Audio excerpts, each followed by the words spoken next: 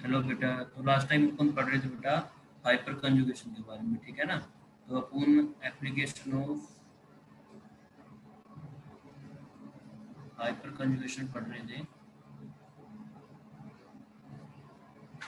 ये क्या होता है, कंडीशन क्या, वो सब अपन ने देख लिया था भाई लास्ट टाइम, ठीक है ना। तो आज अपन पढ़ेंगे एप्लीकेशन ऑफ हाइपर कंजुगेशन। तो इसके अंदर मैंने बताया था आपको नंबर ऑफ अल्फा हाइड्रोजन्स वगैरह क्या क्या कंडीशन होती है, तो वो सब मैंने सिखा दिया था आपको, ठीक है। तो मैंने बताया था number of alpha hydrogen atom बराबर number of hyperconjugation structure रहता है आपको,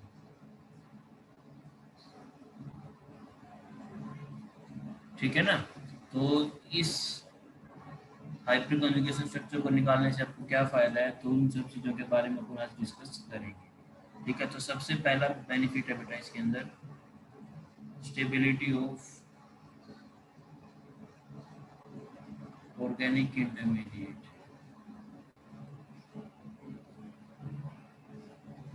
ठीक है ना। तो ऑर्गेनिक इंटरमीडिएट की स्टेबिलिटी कैसे डिसाइड करते हैं इससे, तो मैं पहले बात करता हूँ स्टेबिलिटी ऑफ कार्बोकैटायन, ठीक है ना। तो स्टेबिलिटी ऑफ कार्बोकैटायन ये डायरेक्टली प्रोपोर्शनल होता है नंबर ऑफ हाइपर कंजुगेशन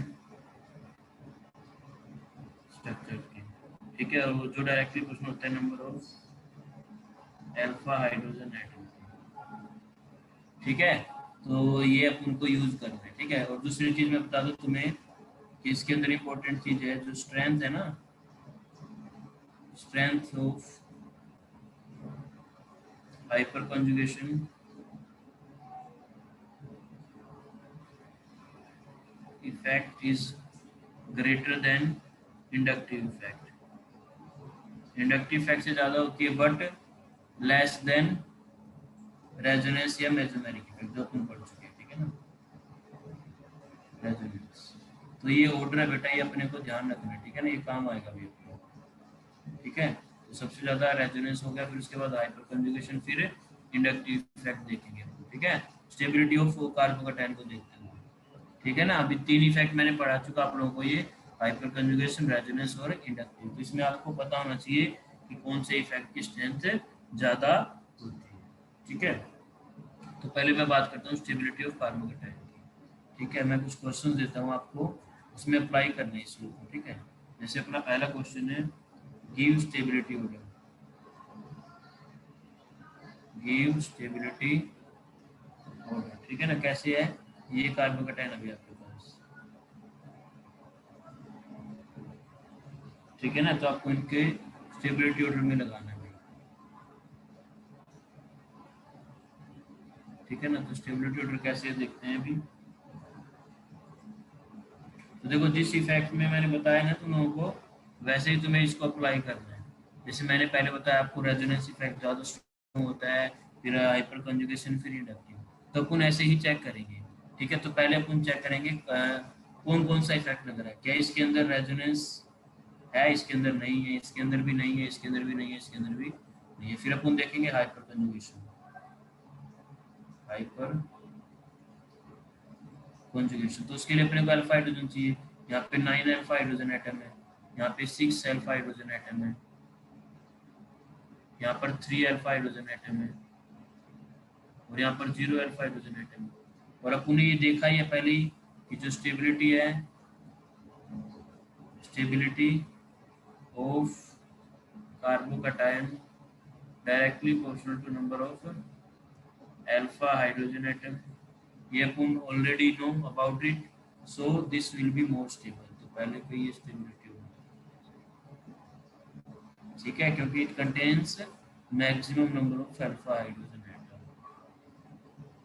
ठीक है। तो ये लॉजिक अपना रहेगा, ठीक है। जैसे उसी तरीके से मैं दूसरा क्वेश्चन देता हूँ आपको, गिव स्टेबिलिटी ऑर्डर। तो इसमें भी आपको अप्लाई करना है, जैसे मैं ऑप्शन दे दूँ आपको, जैसे मैंने ये दे दिया भाई आपको,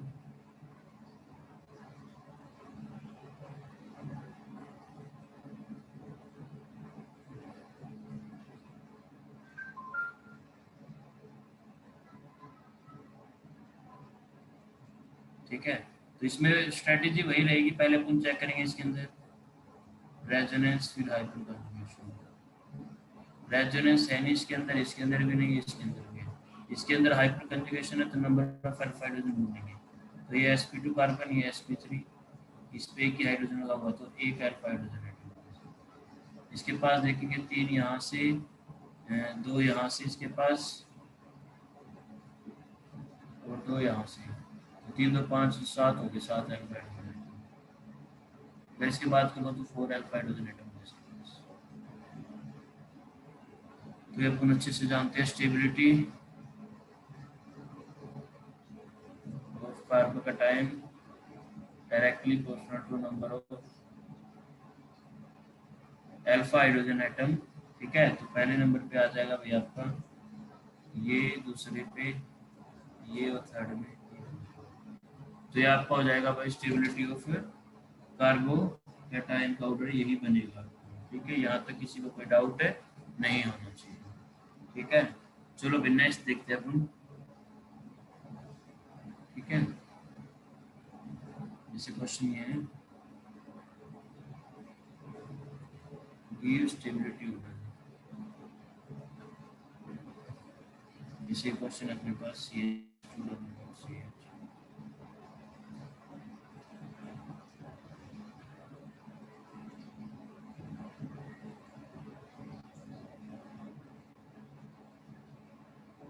तो इसमें आपको बताना है सबसे ज्यादा स्टेबल और कार्बोकैटायन कौन सा होगा। ठीक है, लॉजिक वही रहेंगे, क्वेश्चन अलग होगा। ठीक है, कंसेप्ट वही लगेगा इसके अंदर। इसमें कंसेप्ट लगाएंगे तो अपन पहले देखेंगे 1 2 3 में कौन कौन सा इफेक्ट लग रहा है। ठीक है, तो सबसे स्ट्रॉन्ग होता है अपना इलेक्ट्रो ये रेजोनेंस। तो पहले देखेंगे रेजोनेंस है कि नहीं है। अगर रेजोनेंस में देखने जाऊं तो मुझे पता है इसमें रेजोनेंस है, क्योंकि double bond single bond positive charge इसके अंदर भी है, इसके अंदर भी है। तो रेजोनेंस तो तीनों के अंदर है, तो मैं रेजोनेंस के बेस पर डिसाइड नहीं कर सकता कि कौन सा ज्यादा स्टेबल कार्बोकैटायन होगा। तो इसके लिए मुझे आगे बढ़ना पड़ेगा एक स्टेप, और जब मैं आगे बढ़ूंगा देन आई विल फाइंड कि यहाँ पर मेरे को हाइपर कंजुगेशन इफेक्ट भी देखना चाहिए। जब मैं हाइपर कंजुगेशन इफेक्ट देखने की बात करूंगा बेटा, हाइपर कंजुगेशन इफेक्ट, तो मेरे को अल्फा हाइड्रोजन चाहिए वहाँ पे। अगर मैं इसमें अल्फा हाइड्रोजन काउंट करूँ बेटा, तो इसके अंदर 0 अल्फा हाइड्रोजन है। इसके अंदर बात करूँ तो मैं 3 अल्फा हाइड्रोजन है। ठीक है, इसके अंदर बात करूँ तो मेरे पास 6 अल्फा हाइड्रोजन है। ठीक है, तो मैं रेजोनेंस के बेस पे डिसाइड नहीं कर पाया, क्योंकि सब में रेजोनेंस है, एक तरीका का ही रेजोनेंस था। ठीक है, तो फिर मैंने क्या देखा next effect, hyper conjugation effect देखा मैंने। तो हाइपर कंजुगेशन इफेक्ट की स्ट्रेंथ इन सभी में क्या है बेटा, अलग अलग है। क्यों अलग अलग है? क्योंकि सभी के अंदर जो अल्फा हाइड्रोजन एटम है वो अपने क्या आ रहे हैं, अलग अलग आ रहे हैं। ठीक है, तो इधर से मुझे पता चला कि स्टेबल कार्बोकैटायन कौन सा होगा, जिसके अंदर ज्यादा अल्फा हाइड्रोजन होंगे वही आपका क्या होगा, स्टेबल कार्बोकैटायन होगा। तो यहाँ इनके बेसिस पर आई कैन इजीली से this one is more stable then second number पे ये, थर्ड नंबर पे ये। तो ये अपना स्टेबिलिटी ऑर्डर आ जाएगा। ठीक है भाई, यहाँ तक कोई समस्या नहीं होनी चाहिए। ठीक है ना भाई, तो ये आपने देख लिया स्टेबिलिटी ऑर्डर ऑफ कार्बोकैटायन। ठीक है ना। अब जो स्टेबिलिटी ऑर्डर कार्बोकैटायन का होता है ना, सेम स्टेबिलिटी ऑर्डर होता है बेटा फ्री रेडिकल की। ठीक है ना, तो नेक्स्ट है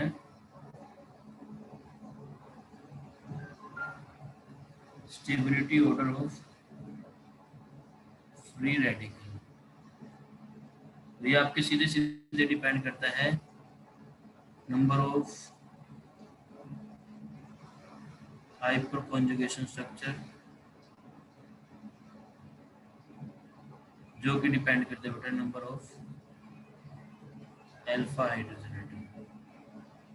ठीक है, तो जितने ज्यादा अल्फा हाइड्रोजन उतनी ज्यादा स्टेबिलिटी ऑफ फ्री रेडिकल रहेगी। जैसे अपन ने कार्बोकेटाइन का सीन किया वैसे ही अपन किसका कर सकते हैं बेटा, फ्री रेडिकल के लिए कर सकते हैं। ठीक है, तो उसमें भी सेम रहेगा अपना। जैसे अगर मैं बात करूं, सपोज को मेरे पास ये है,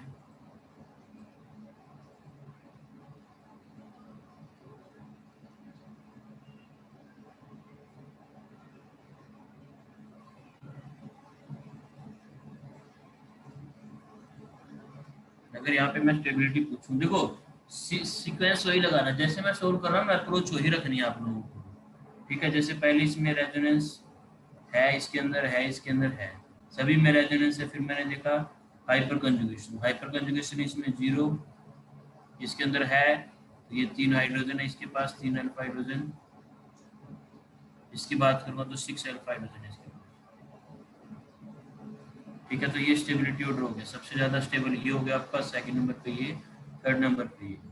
अब इसमें मैं अगर आप लोगों को खास बात बताऊं ना, इसके अंदर खास बात ये होती है बेटा, अगर मैं कार्बोकेटाइन का स्टेबिलिटी ऑर्डर चेक करूं या फ्री रेडिकल का स्टेबिलिटी ऑर्डर चेक करूं, तो उसका ऑर्डर एक ही आएगा। यहाँ पर मैं स्लैश देके कार्बोकेटाइन की भी बात कर सकता हूँ यहाँ पर, तो उस केस में भी आपका ऑर्डर क्या रहेगा बेटा, सेम ही रहेगा।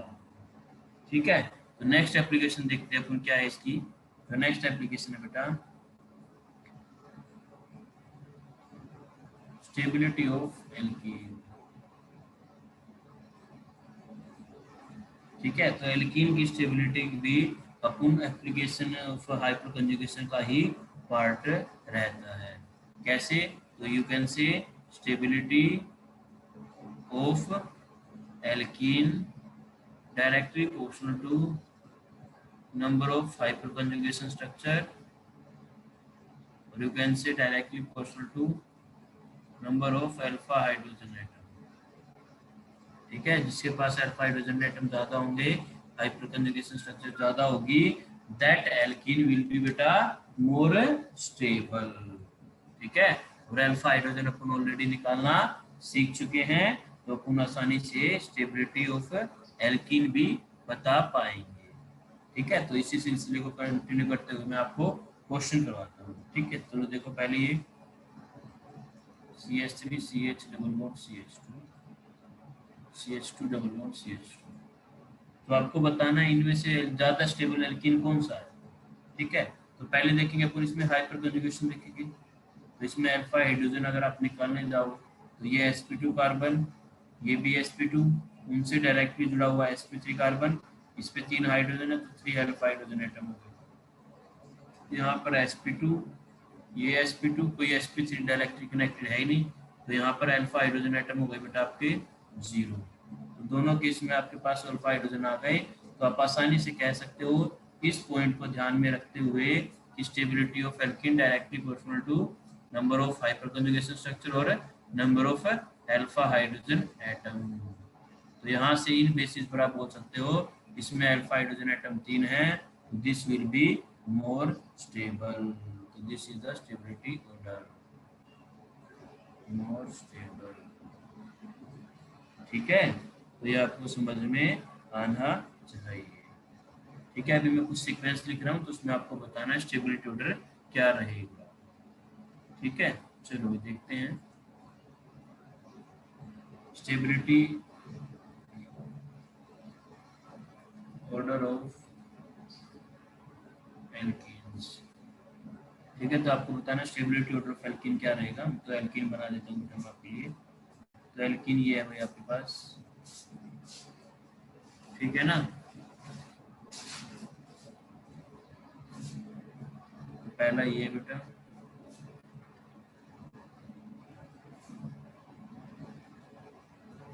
दूसरा ये है,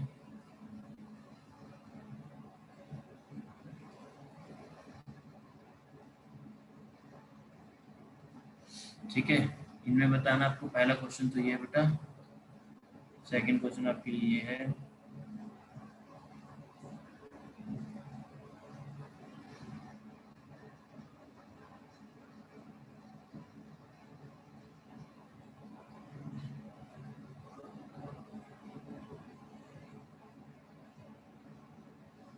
ठीक है। तो सबसे पहले अपन इनमें अल्फा हाइड्रोजन निकालेंगे, तो ये दो क्वेश्चन करने बेटा आपको। ठीक है, तो पहले अपन क्या कर लेते हैं, इसमें अल्फा हाइड्रोजन निकालेंगे। तो इसमें जब अल्फा हाइड्रोजन निकालेंगे, ये sp2, ये sp2, इधर sp3, sp3, sp3, sp3। तो यहाँ पे अब क्लियरली दिख रहा है, तो यहाँ पे अल्फा हाइड्रोजन एटम हो गए बेटा आपके 12, यहाँ पर अल्फा हाइड्रोजन एटम हो गए आपके 9, यहाँ पर अल्फा हाइड्रोजन एटम हो गए बेटा आपके 6। तो इसमें कोई संदेह नहीं होना चाहिए आपको, तो निसंदेह आपका आंसर ही हो जाएगा, क्योंकि अपने को मालूम है stability of alkene directly proportional to number of alpha hydrogen atom. ये अपन ऑलरेडी पहले से जानते हैं। इसके अंदर बात करूंगा मैं सेकंड क्वेश्चन में, ए पार्ट और बी पार्ट में। तो ए में आप अल्फा हाइड्रोजन एटम निकालोगे तो कितने आ जाएंगे बेटा 6, बी के अंदर निकालोगे तो अल्फा हाइड्रोजन एटम कितने आ जाएंगे आपके 3। तो ए में अल्फा हाइड्रोजन एटम क्या है, ज़्यादा, तो वो क्या हो जाएगा, ज़्यादा स्टेबल हो जाएगा। ठीक है, तो ये रहेगा भैया। नेक्स्ट देखते हैं, गिव स्टेबिलिटी ऑफ एल्कीन। ठीक है, तो इसमें ये आपके पास ये केस है भाई।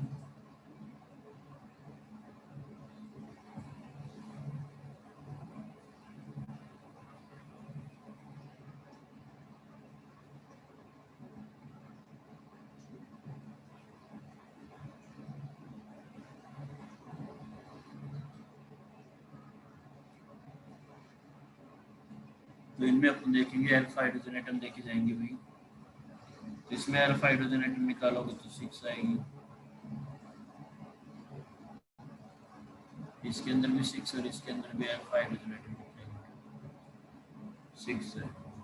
ठीक है, तो इनके बेसिस पर अगर आपसे कोई पूछे कि स्टेबिलिटी ऑर्डर क्या होगा, देखते हैं। देखो अल्फा हाइड्रोजन तो सब में सेम सेम है, ठीक है, तो डिफ्रेंशिएट कैसे करें कि कौन ज़्यादा स्टेबल होगा कौन नहीं। तो उस केस में क्या करना अपने को, we will draw hyper conjugation structure for this compound. अगर तुम इसके लिए हाइपर कंजुगेशन स्ट्रक्चर ड्रॉ करोगे तो कैसे बनेगी भाई, तो यहाँ पे CH2,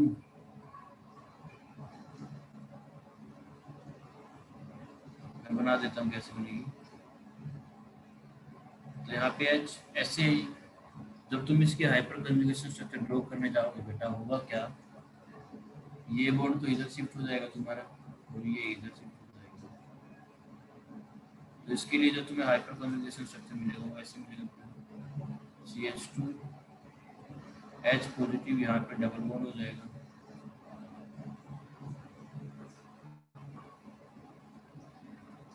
और यहाँ पे कैसा चार्ज आ जाएगा बेटा आपका,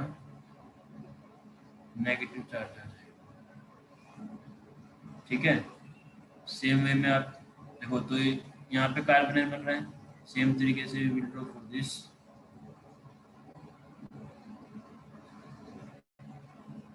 इसके लिए जब ड्रॉ करेंगे तो आपके पास ऐसा बनेगा भाई, मैं डायरेक्ट हाइपर कंजुगेशन स्ट्रक्चर बना दे रहा हूँ।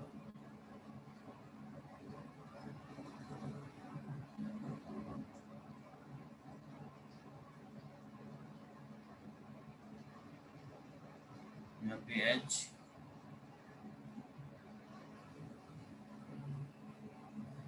CH3, यहाँ पे H,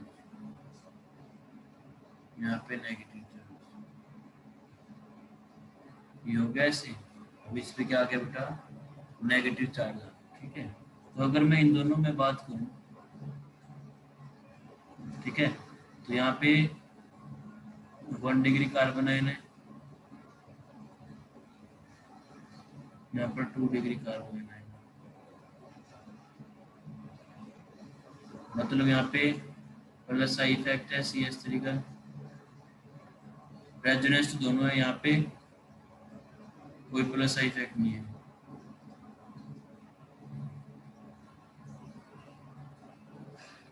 ठीक है ना, नो प्लस आई, यहाँ पे नो प्लस आई।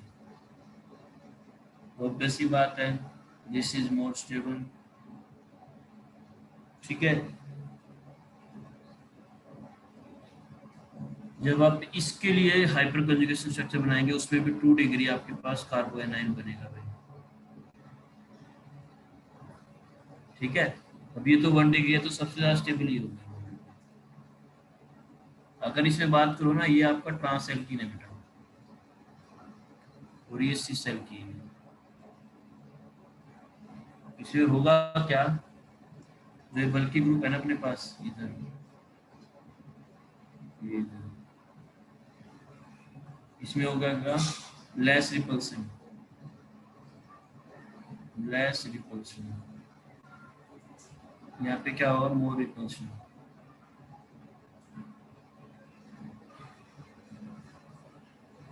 इस रिपल्सन की वजह से भी आपका ट्रांस एल्कीन है क्या है, ज्यादा स्टेबल होगा। तो आपके पास स्टेबिलिटी ऑर्डर यही हो जाएगा।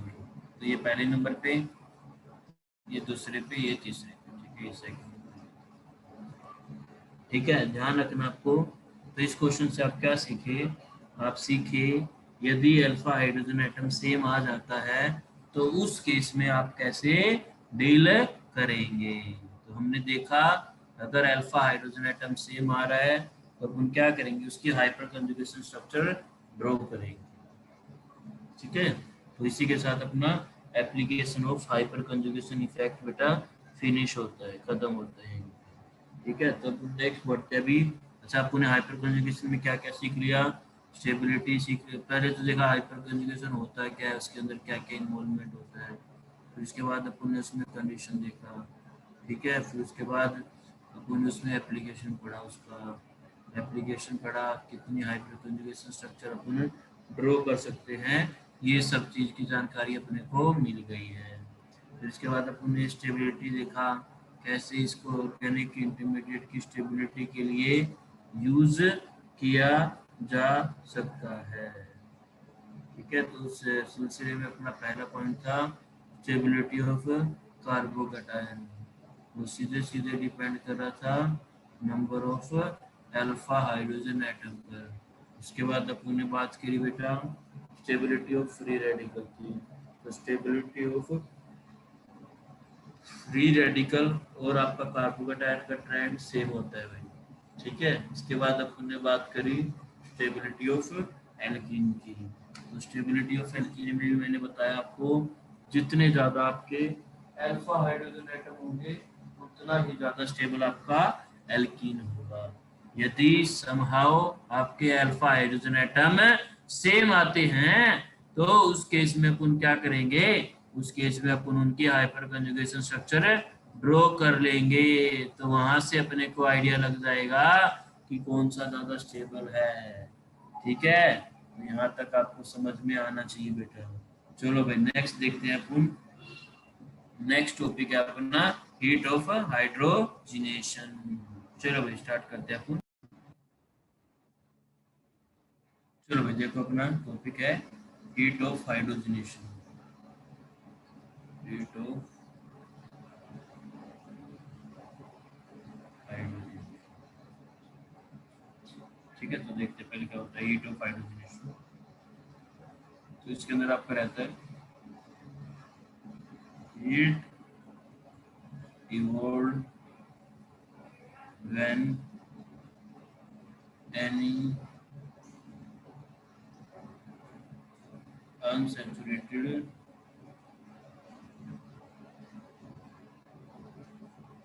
hydrocarbon is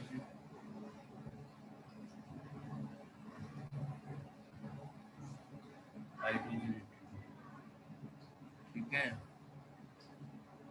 then it is called as, तब उसको बोलते हैं बेटा अपन हीट ऑफ हाइड्रोजनेशन। ठीक है, अनसैचुरेटेड मतलब आप समझते हो कार्बन कार्बन मल्टीपल बॉन्ड रहेगा। ठीक है, जैसे सपोज करो आपके पास ये है,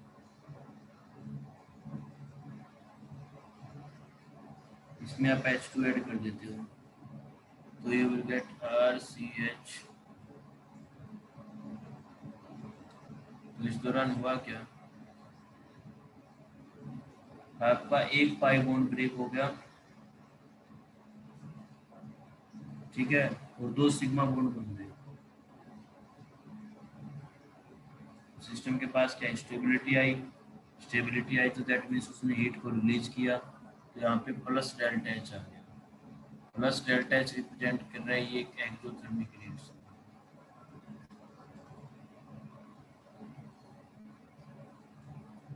ठीक है, एक्सोथर्मिक रिएक्शन है मतलब हीट रिलीज हुआ है, यहाँ पे हीट क्या हुआ है, रिलीज।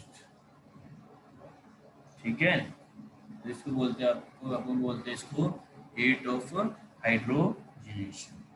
ठीक है, अब कुछ सोच के बताओ, अगर कोई चीज स्टेबल है उसको हाइड्रोजनेट करेंगे तो obvious सी बात है, अगर यू कैन से कि अगर एल्कीन ज्यादा रिएक्टिव है towards hydrogen then it will evolve more delta H, है कि नहीं भाई, ज्यादा रिएक्टिव है ज्यादा, तो वो obvious सी बात है वो क्या करेगी, ज्यादा हीट को इवॉल्व करेगी। अगर ज्यादा स्टेबल है तो इसकी हीट पहले से ही क्या होगी, कम हो गई, तो फर्दर हीट वो कम रिलीज करेगी। ठीक है, तो यहाँ से अपन बता सकते हैं उसको डेल्टा एच से रिप्रेजेंट किया जा सकता है बेटा, इसको हीट ऑफ हाइड्रोजनेशन। ठीक है, यहाँ पे अपन बोल सकते हैं हीट ऑफ हाइड्रोजनेशन बेटा, वो यूनिवर्सली प्रोपोर्शनल होता है बेटा आपके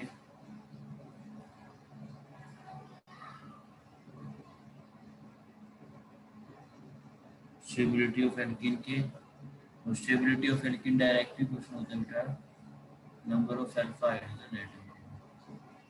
तो कुल मिला के ये भी आपके पास बेटा एक एप्लीकेशन हो गया किसका, हाइपर कम्युनिकेशन।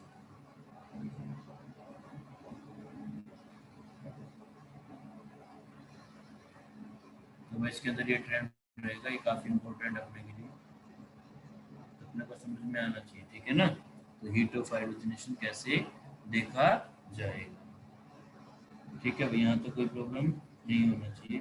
चलो अभी नेक्स्ट देखते हैं, क्वेश्चन कर लेते हैं इसी पे बेस्ड कुछ। तो आपको बताना है which of the following has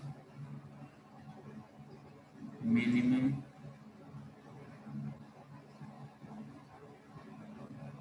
amount of heat of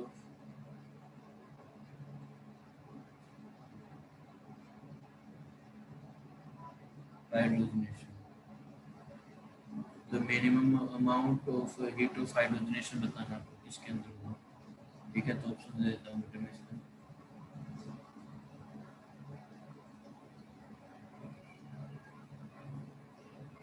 methane, propane, sis butane,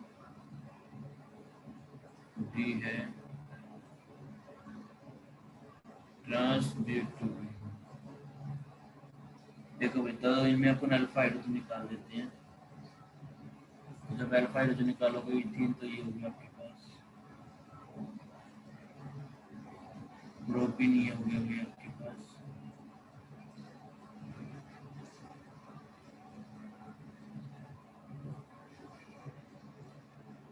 sis butane, ये हो गया आपके पास butane,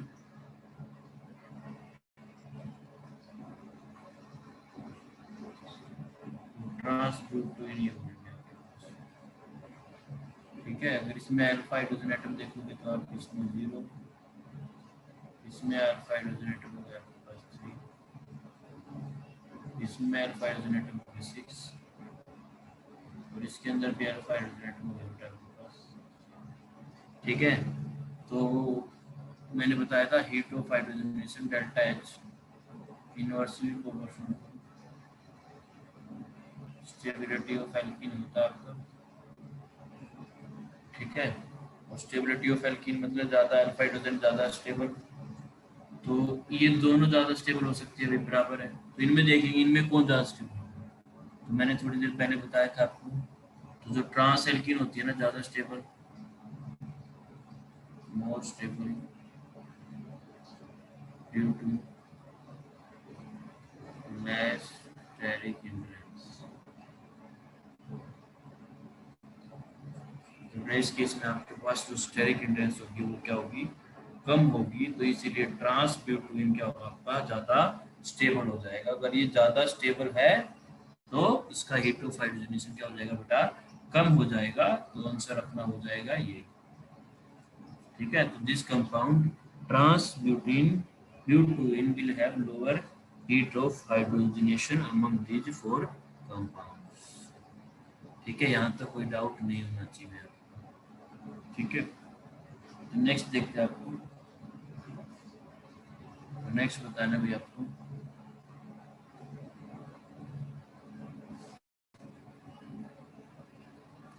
which of the following is most stable alkene। ठीक है, तो मैं बना देता हूँ कौन कौन सी एल्कीन आपके पास। पहला ऑप्शन है बेटा कॉन्जुगेटेड एल्कीन,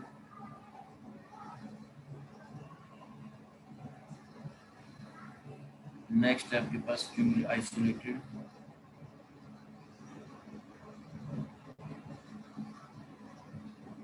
एल्काडाइन, सी है बेटा आपके पास क्यूमुलेटेड एल्काडाइन,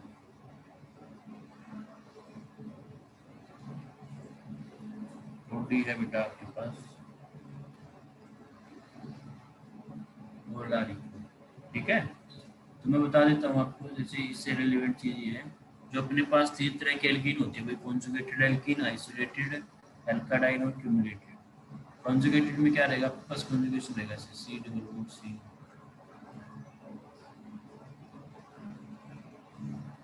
ठीक है, तो ये आपकी हो गई बेटा कॉन्जुगेटेड। आइसोलेटेड में ऐसा रहेगा भी आपके पास,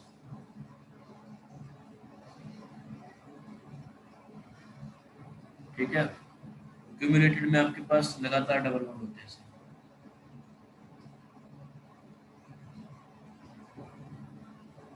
तो ये रहती है भाई आपकी। ठीक है, तो अपने को बताना इसमें सबसे ज्यादा स्टेबल कौन सी होगी। देखो, अगर आप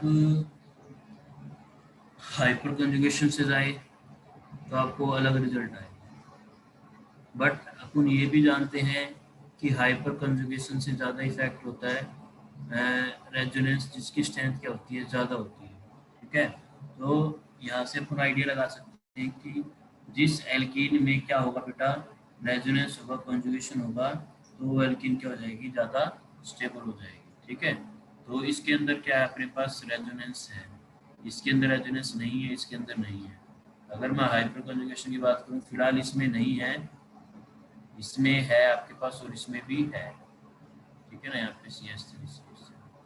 तो क्यों, क्योंकि अपन जानते हैं रेजोनेंस इफेक्ट की स्ट्रेंथ क्या होती है बेटा, ज़्यादा होती है। इसीलिए यहाँ पर जो ये अपने पास कॉन्जुगेटेड एल्कीन है, this will be more stable.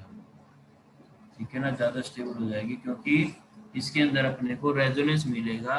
और अपन अच्छी तरीके से जानते हैं कि रेजोनेंस का इफेक्ट क्या होता है बेटा, ज़्यादा होता है। ठीक है, चलो यहाँ तो कोई डाउट नहीं होना चाहिए भैया हम लोगों को। ठीक है ना, चलो नेक्स्ट देखते हैं अपन।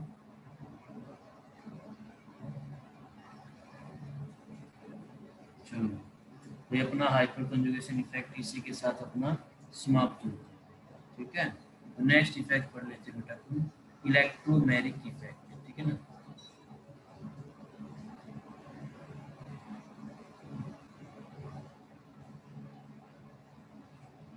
इलेक्ट्रोमेरिक। ठीक है, इसके अंदर होता क्या बेटा, तो मैं डेफिनेशन दिखा देता हूँ आपको पहले।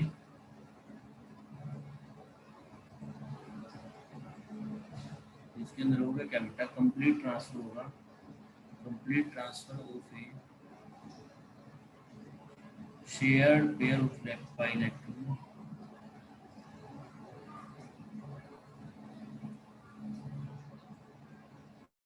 कंप्लीट ट्रांसफर होगा इसका shared pair of pi electrons from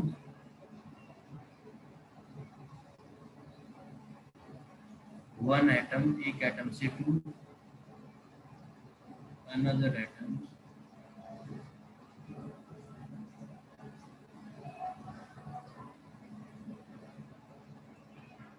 the presence of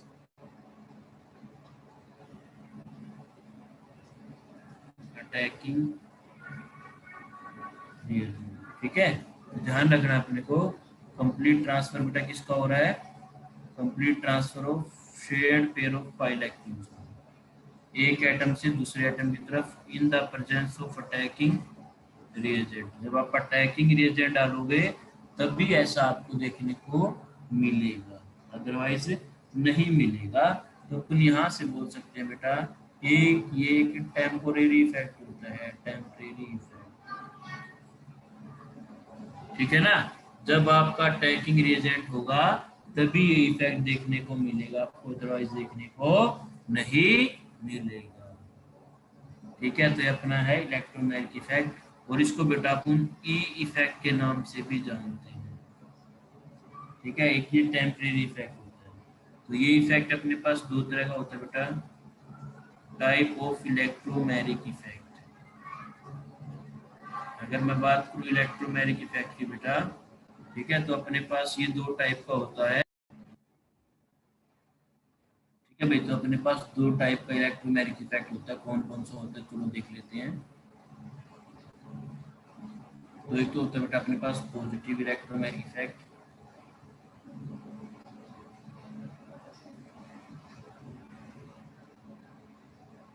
positive electromagnetic effect जिसको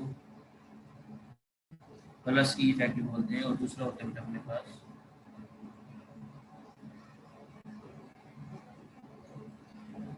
नेगेटिव इलेक्ट्रोमैग्नेटिक इफेक्ट, जिसको अपन माइनस ई इफेक्ट भी बोलते हैं। ठीक है, तो देखते हैं अपन क्या क्या होते हैं इनके अंदर। तो पहले अगर अपन बात करें पॉजिटिव इलेक्ट्रोमैग्नेटिक इफेक्ट, ठीक है ना, जिसको अपन बोलेंगे प्लस ई इफेक्ट। तो इसके अंदर होता है क्या, in this effect, in this effect pi electrons of the multiple bond, सिर्फ पाई इलेक्ट्रॉन ट्रांसफर करते हैं। ठीक है ना, pi electrons of multiple bond are transferred to that atom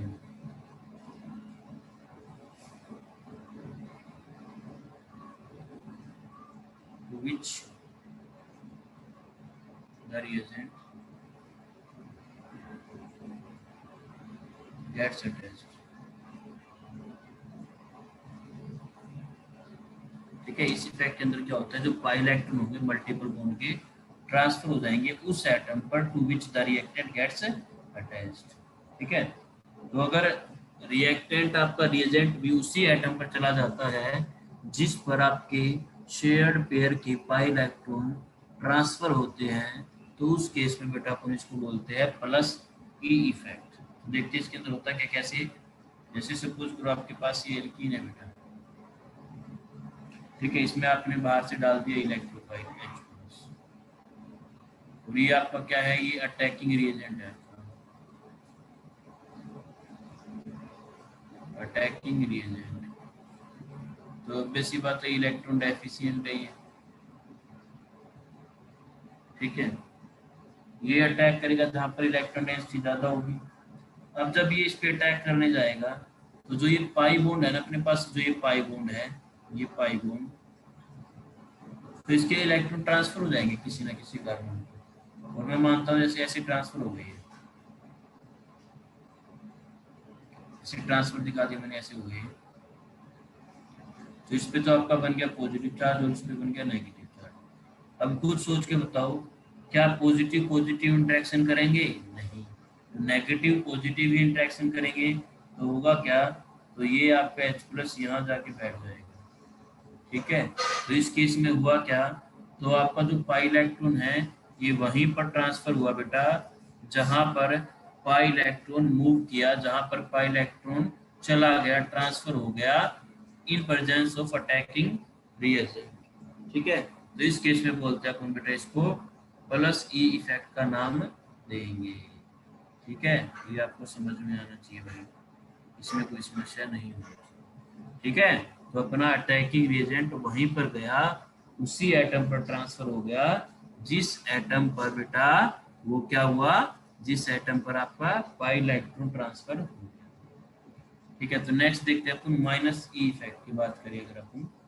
ठीक है, तो इसके अंदर कैसे बता सकते हैं अपन माइनस ई इफेक्ट, और ई को अपन इलेक्ट्रोमैग्नेटिक इफेक्ट भी बोलते हैं। तो इसके अंदर होगा क्या बेटा आपका, इसके अंदर in this effect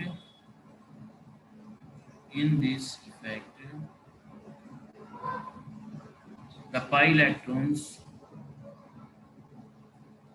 of the pi electrons of the multiple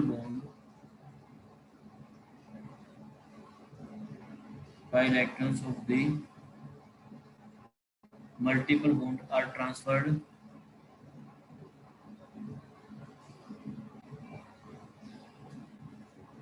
to that atom to which the attacking reagent does not get attached। ठीक है, तो उस केस में बोलेंगे बेटा इसको माइनस इफेक्ट। इसमें हुआ क्या, जो पाई इलेक्ट्रॉन से मल्टीपल बॉन्ड के वो कहीं और जाएंगे, और जो अटैकिंग रिएजेंट है वो कहीं और अटैक करेगा। ठीक है ना, तो देखते हैं इसके अंदर होता है क्या। जैसे मान लो ये आपके पास, तो ये अपने पास एक कार्बोनिल कंपाउंड है। ठीक है, इसके अंदर होगा क्या, जैसे ये अपने पास एक साइनाइड आयन है। ठीक है ना, साइनाइड है, ये साइनाइड बोलते हैं। हुआ क्या, अब साइनाइड आयन अटैक करेगा, तो ये पाई बॉन्ड है, जो ये वाला पाई बॉन्ड ये ब्रेक होगा। ये ब्रेक होगा तो किसी पे नेगेटिव चार्ज आएगा, किसी पे पॉजिटिव चार्ज आएगा। और ये अपन भली भांति जानते हैं, कार्बन और ऑक्सीजन में कौन ज्यादा इलेक्ट्रोनेगेटिव है, अपन जानते हैं ऑक्सीजन ज्यादा इलेक्ट्रोनेगेटिव है। तो इसका जब पाई बॉन्ड ब्रेक होगा तो इसके इलेक्ट्रॉन कुछ इस तरीके से ट्रांसफर हो जाएंगे। कैसे ट्रांसफर होंगे, ऐसे ट्रांसफर हो जाएंगे। तो ये ऐसे हो जाएगा आपके सामने,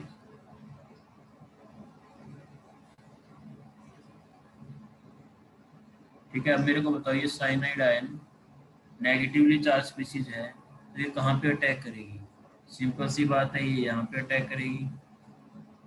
ठीक है, तो आपके पास ऐसा कुछ बन जाएगा ये।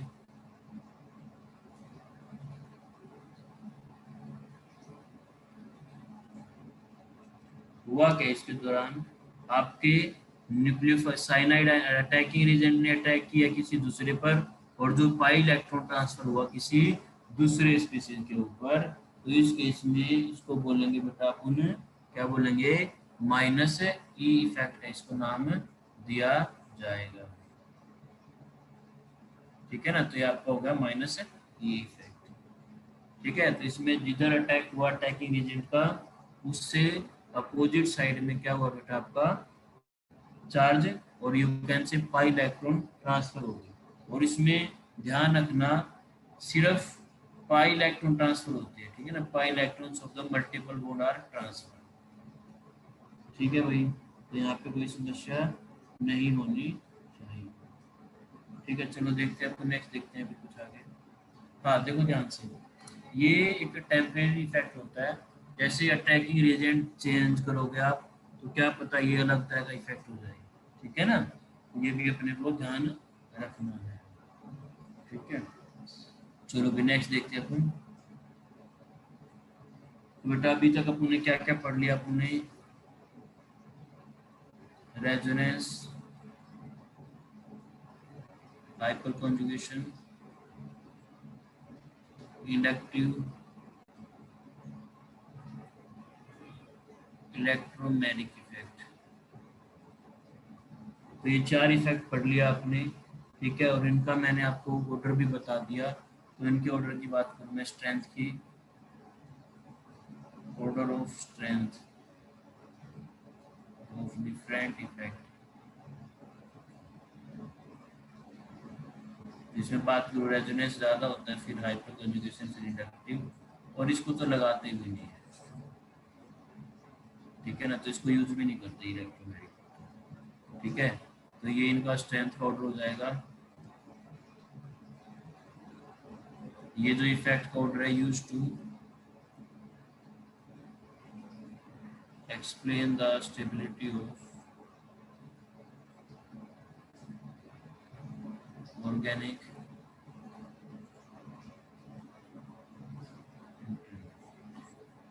ठीक है।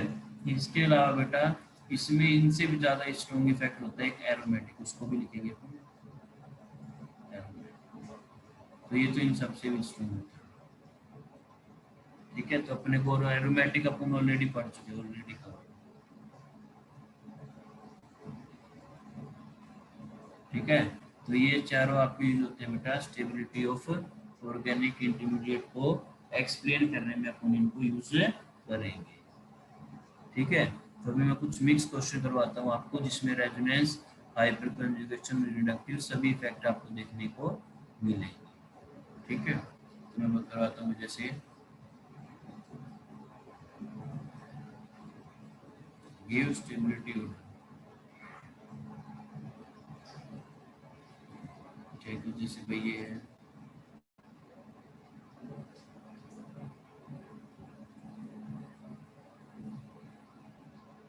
इसमें आपको बताना है कौन ज़्यादा स्टेबल है, ठीक है।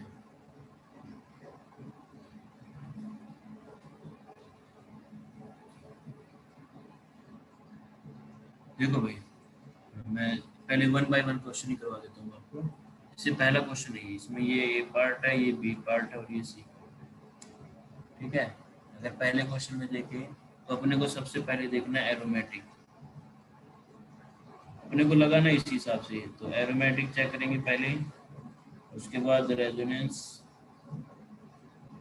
उसके बाद हाइपर कंजुगेशन,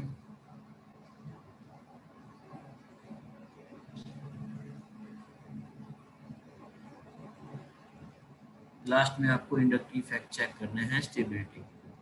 तो पहले पार्ट में अगर मैं देखूं, ये एरोमेटिक बन रहा है भाई, ये नहीं है एरोमेटिक, तो ये जीत गया, ये पहले नंबर पे आ गया।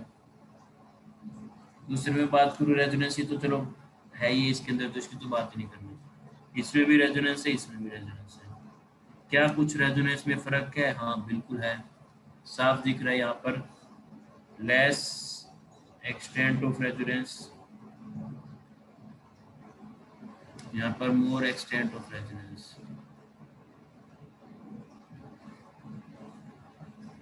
तो अपने को मालूम है जितना ज्यादा रेजोनेंस होगा उतनी ज्यादा क्या होगी, स्टेबिलिटी होगी, ठीक है। तो यहाँ पे अपन बोल सकते हैं ये पहले नंबर पे है, तो ये दूसरे नंबर पे, ये तीसरे नंबर पे। तो सबसे ज्यादा स्टेबल ए, उसके बाद सी, फिर बी।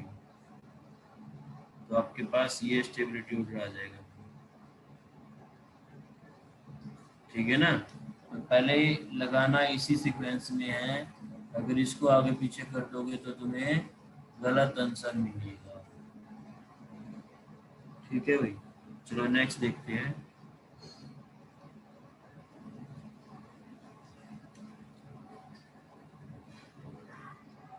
ठीक है। तो ये ध्यान रखना आप लोग कैसे चेक करते हैं स्टेबिलिटी, ठीक है। जैसे अगर मैं बात करूँ यहाँ पर,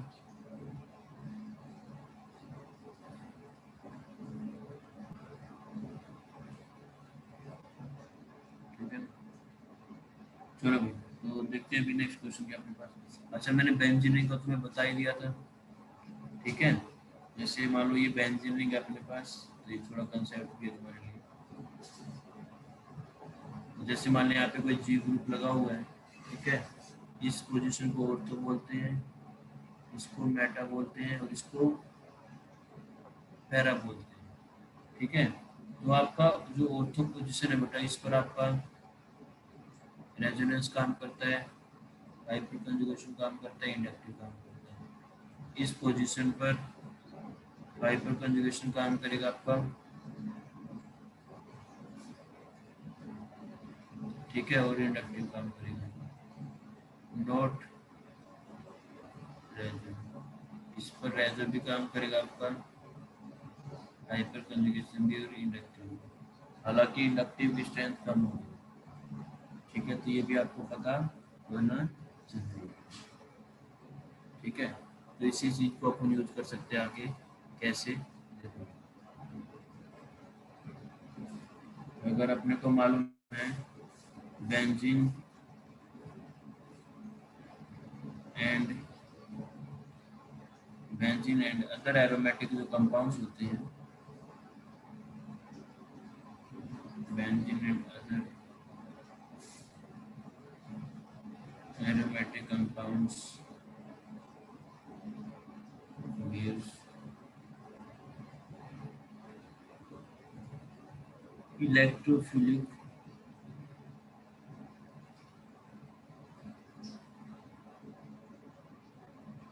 substitution reaction, ठीक है, and they don't give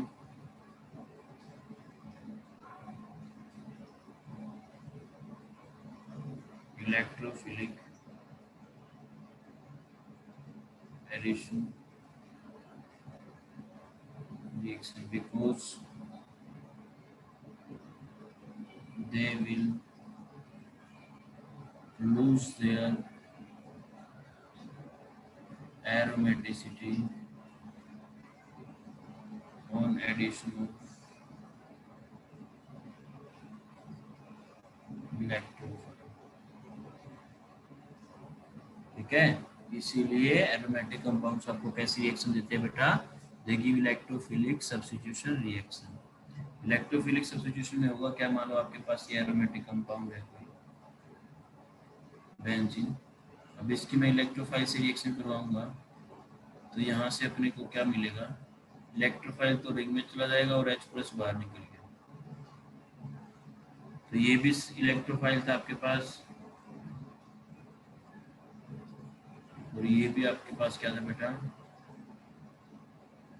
electrophile थी। हुआ क्या? एक इलेक्ट्रोफाइल ने दूसरे इलेक्ट्रोफाइल को सब्स्टिट्यूट कर दिया, जिसको बोलते हैं इलेक्ट्रोफिलिक सब्स्टिट्यूशन रिएक्शन। बट ये ऐसा नहीं कर सकता। कैसे? कि भी यहाँ पे इलेक्ट्रोफाइल लिया और ऐसे कर जाए,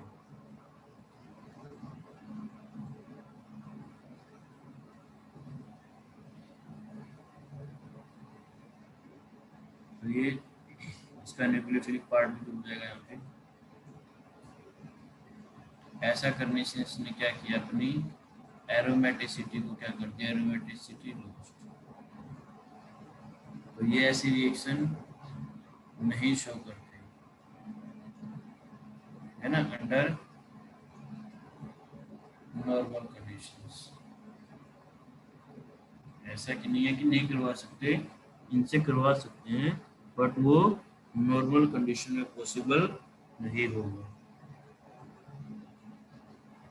For that we require vigorous conditions, ठीक है ना। तो उस केस में आप बेंजीन पर एडिशन रिएक्शन शो कर सकते हो, बट नॉर्मल कंडीशन में इलेक्ट्रोफिलिक एडिशन ये शो नहीं करेंगे, ठीक है।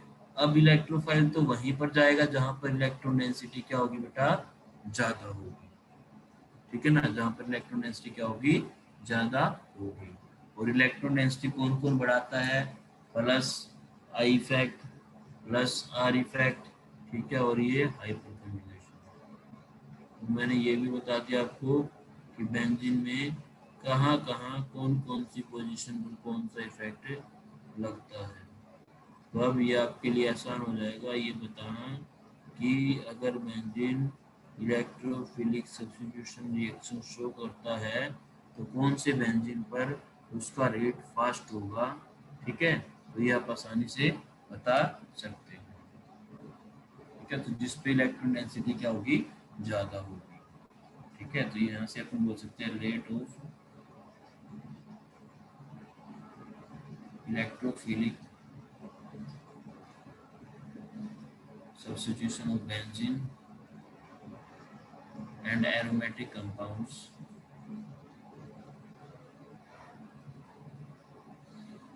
डायरेक्टली क्वेश्चन होता है बेटा electron density on benzene ring,